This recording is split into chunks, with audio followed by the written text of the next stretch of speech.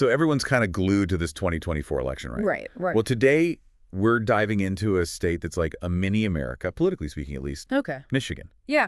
What fascinates me about Michigan is how much it reflects the really unpredictable shifts we're seeing all over in American politics, you know?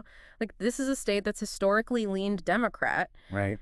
But then swings to Trump in 16, flips back to Biden in 2020. Yeah, talk about a swing state. Right. Totally. And now here we are, just a few weeks from the election, and it's anyone's game. Absolutely up for grabs. With a lot riding on it, I have to say. 15 electoral votes at stake, which is huge. I could swing the whole election. Absolutely could decide the entire thing. Yeah. So both campaigns are laser focused there. So we're talking October 19th, 2024. Yeah. And it is close between Harris and Trump. Neck down. Polls show them just neck and neck. Yeah. But what I find really interesting, over 944,000 Michiganders have already voted. Wow. That's a lot of early voting. Yeah, that's a ton of early voting. What does that tell you? I mean, usually high turnout early means it's going to be close. Yeah. And this is shaping up to be a real photo finish, right? Right. Every vote, every demographic, every single campaign stop matters. It all matters. All of it matters. So with a race this close, every campaign stop has got to be strategic. Oh, for sure. So what are we seeing? How are Harris and Trump approaching Michigan voters right now? It's like a game of political chess. Okay. Where every move is calculated to try and reach certain voters, right. you know? Gotcha. So let's break down those chess moves. Yeah. Harris has been on kind of a whirlwind tour, it seems like. She has been. Hitting places like Grand Rapids, Lansing, Oakland County. Mm-hmm. Really focusing on union workers, black voters, those suburban moderates who maybe aren't so sure about Trump anymore.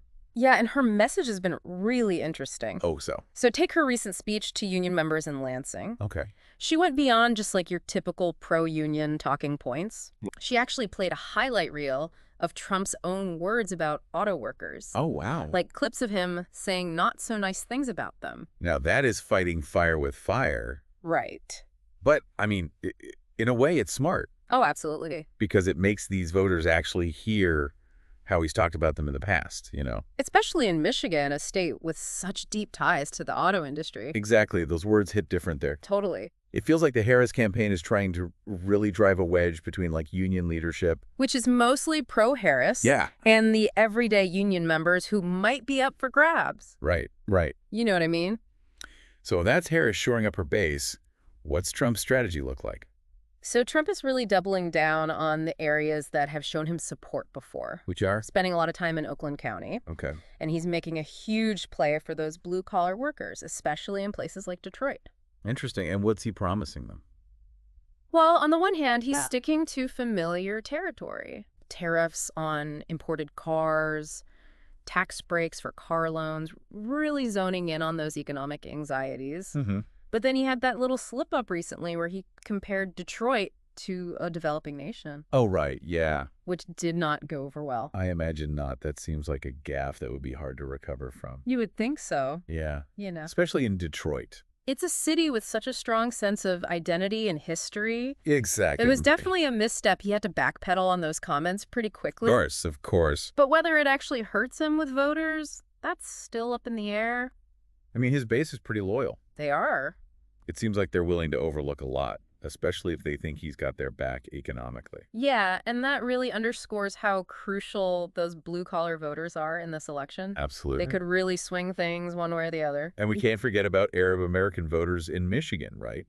Absolutely not. They're a significant voting bloc. They have their own unique set of concerns, especially when it comes to foreign policy. Yeah, for sure.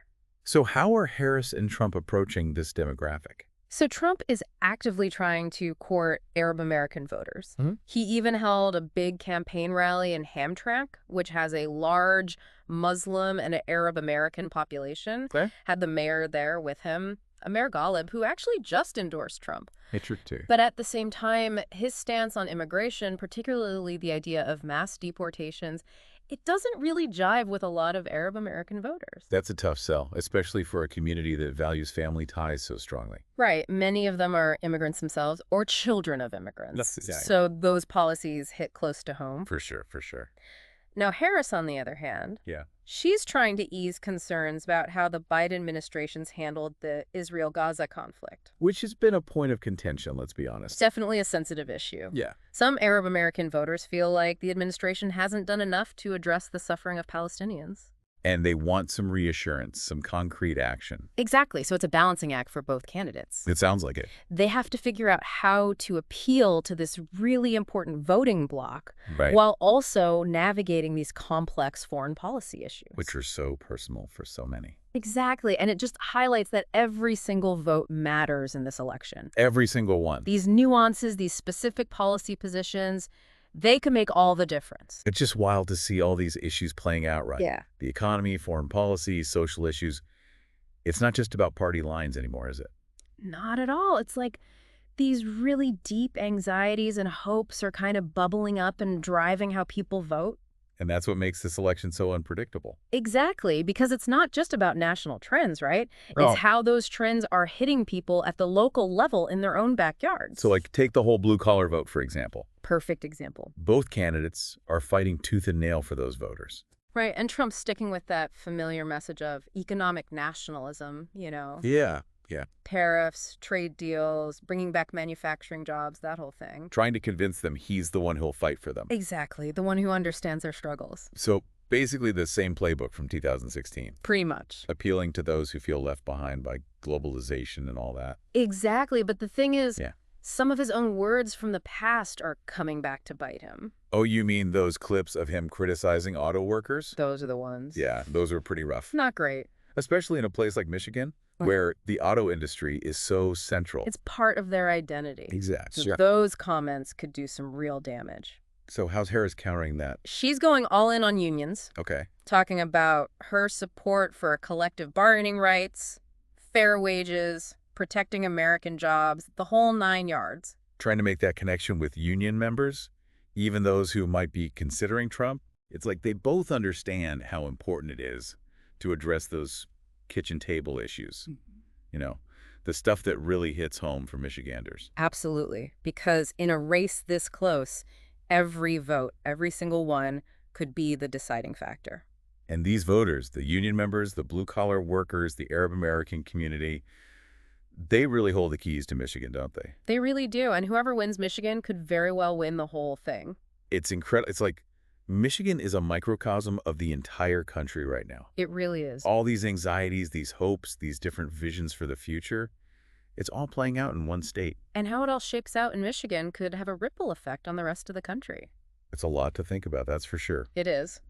Well, thanks for taking this deep dive with us, breaking down this crucial race in Michigan. Of course, happy to be here. And for our listeners, if all this talk of elections and economic uncertainty has you thinking about your own financial future, you're not alone. It's a natural reaction. It is, and we've got some more information on how you can protect your wealth, especially during uncertain times, like right now, using something that has a proven track record. Gold. Gold has always been that safe haven, that store of value. Exactly. And if you're curious about how gold can play a role in your financial strategy, we've got a link in our channel profile with more information. It's definitely worth checking out. Knowledge is power, especially when it comes to your finances. Couldn't agree more. Thanks again for joining us, and until next time, stay informed and stay curious.